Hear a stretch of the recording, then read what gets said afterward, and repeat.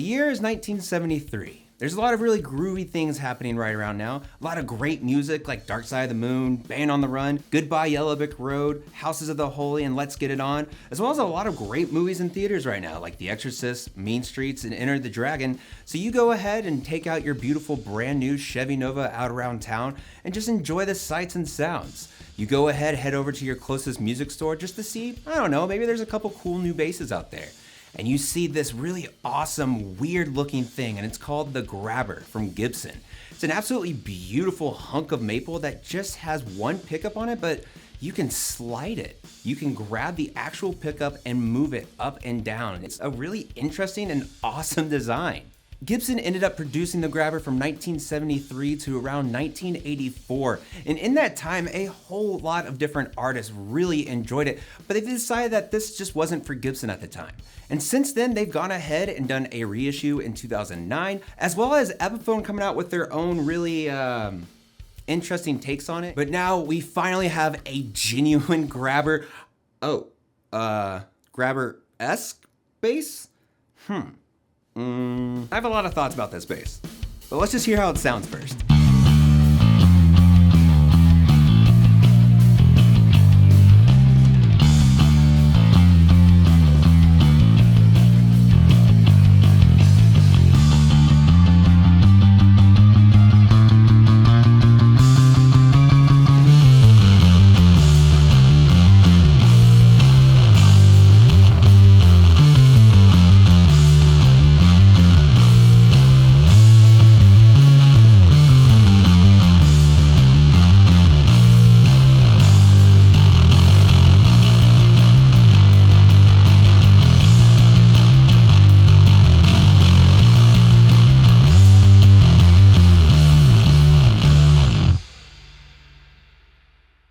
So this is a reissue of the Grabber, a very exciting time, especially because this was rumored for what I feel like is forever, and it finally came out. But there are a couple things about it that are a little quirky and not true to the original that just kind of make me really question a lot about it and why it even exists. So I personally am a huge fan of the Grabber. I used to own a Gibson Grabber myself, and I really, really regret selling that bass. God, I regret selling that bass. That's probably the only instrument I actually genuinely regret getting rid of.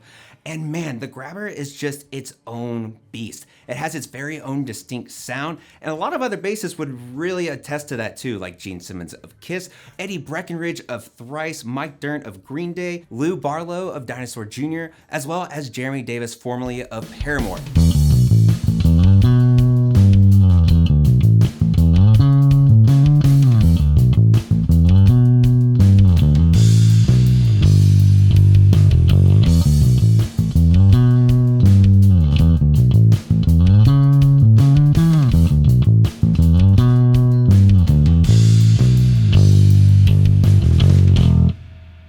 But before we dig into the Grabber reissue, and for the sake of transparency, this video is sponsored by our friends over at Sweetwater and the awesome team over at Gator Cableworks. They sent over some instrument XLR cables from their really awesome Headliner series, which are really quiet and actually really awesome. These cables are built to not color your tone at all and also built to last. On top of that too, there's a quiet switch technology that prevents pops when you plug it in and unplug it too, which at first I was like, there's no way, but it's really cool, actually. And they also feature their little cool color ID rings that really help you identify each one. So if you have 20 cables, you can know exactly what goes to what. And I just think that is awesome. So a humongous thank you to Sweetwater and Gator Cableworks for sponsoring today's video. And let's just jump right into the Grabber.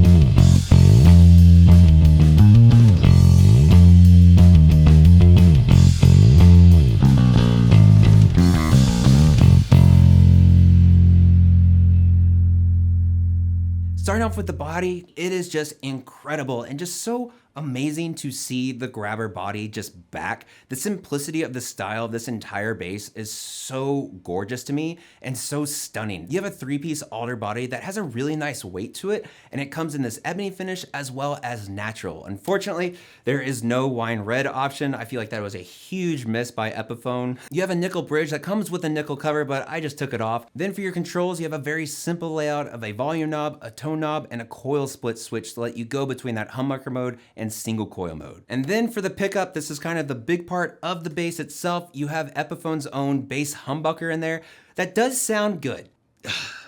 Okay, the issue with this is that this is the grabber bass. The whole thing with the initial grabber basses is that you could grab the pickup and slide it. So you can change the tone because it changes where the actual pickup is positioned. But Epiphone decided to reissue the grabber without having a grabbable and sliding pickup, which is kind of takes away the entire point of the grabber name. But I will say that this humbucker does sound really good. It is pretty boomy in humbucker mode, but in single coil mode, obviously it's not as intense. And there's also a little less mids when you go into single coil mode too. It's kind of weird, but also really interesting how different each position is.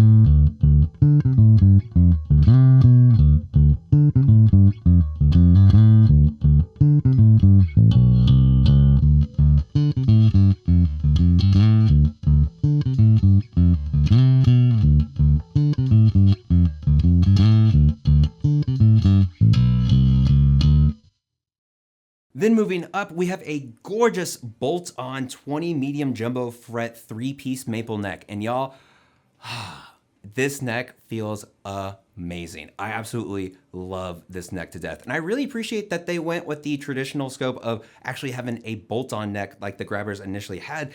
And it's just really nice. It feels so good in your hands. And this might actually be the best neck I've played all year. The maple fretboard itself is absolutely gorgeous, and it has these really nice pearloid dot inlays that are just like the old school ones. And man, they just knocked it out of the park with the neck. Then moving up, you have a bone nut and then the traditional headstock the grabbers always had, as well as die-cast clover tuners that do a good job at staying in tune.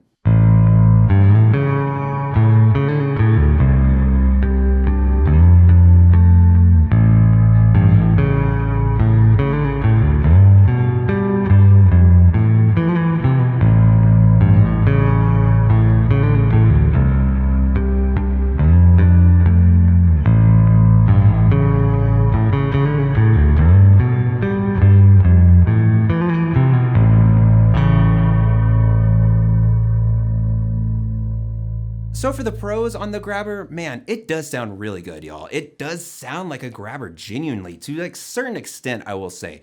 It has a really just thick, throaty tone to it that, man, it has that grabber sound, but not 100%. I'd say it's like 70% there sort of thing. And it does really have a nice tone to it, both in humbucker and single coil mode. Another thing is the construction on this bass from head to toe is absolutely solid. It feels really good in my hands. A little neck divey, but it still just feels fantastic. And it's just awesome to see the grabber back again. As for the cons, straight up, this is not a real grabber because you cannot grab the pickup and slide it. I don't care what you say, it's just not a real grabber. I went ahead and took off the pick guard just to see maybe if they had routed it. Nope, took the pick guard off and it's just the routing for the humbucker, which I mean, I can't be too surprised about. It would have been really cool though if it just did happen to have that old school grabber just cut out of it to where you could put in a sliding pickup. And finally, this is $1,000 brand new. I do not think this is worth $1,000 personally.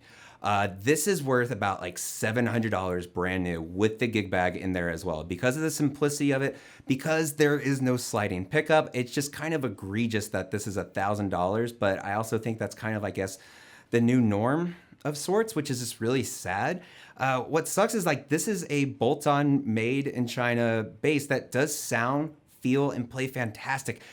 But why is this $1,000? I feel like the price point would be much more justified if it did have the sliding pickup. It would have made way more sense, to me personally at least. This is just too expensive for what it is. But overall, for the grabber, this is a really cool bass, and it's for a very specific type of person that wants a grabber bass.